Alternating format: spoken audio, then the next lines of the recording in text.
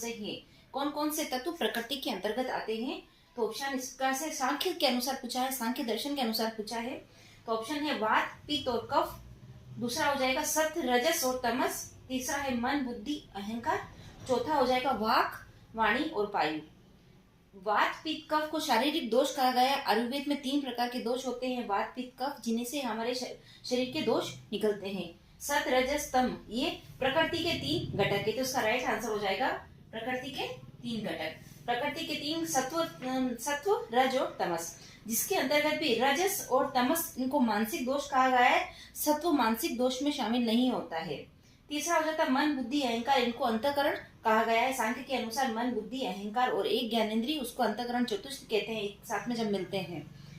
चौथा हो गया वाक, पाणी और वायु, ये कर्मेंद्रिया है। ज्ञानेंद्रिया के माध्यम से जो हम कार्य करते हैं, जिनके माध्यम से हम कार्य करते हैं, वो कर्मेंद्रिया होती है।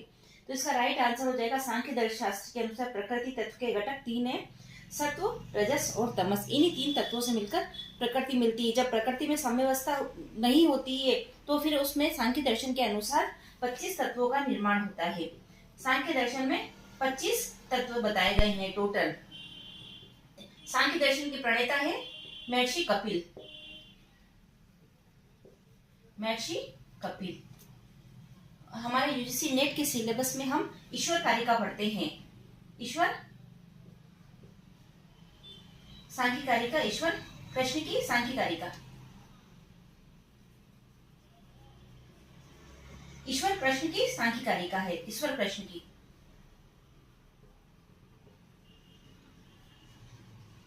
जिसके अंदर 72 कारिकाओं का वर्णन है। 72 कारिका हमको पढ़नी होती है। सांख्य दर्शन का एक छोटा सा ये हो गया 25 तत्व, प्रणेता महर्षि कपिल हो गए। और ईश्वर कृष्ण के द्वारा जो सांख्य कारिका है उसके अंदर 72 कारिकाओं का अध्ययन हमें यूजीसी नेट के अंतर्गत करना होता है। और वेरी वेरी इंपॉर्टेंट, यहाँ से 1 या 2 प्रश्न हमेशा आता ही है।